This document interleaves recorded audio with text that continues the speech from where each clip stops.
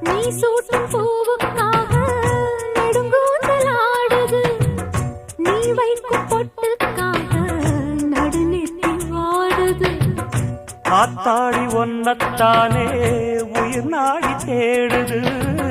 காவேரி எங்கே போகும் கடல் வந்து கூடுது.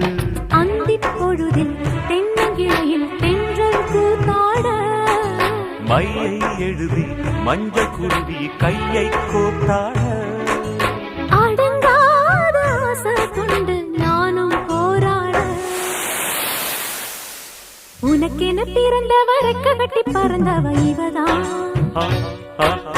என விட உனக்கு இங்கு மனசுக்கு பிடிச்சவ எவதான்.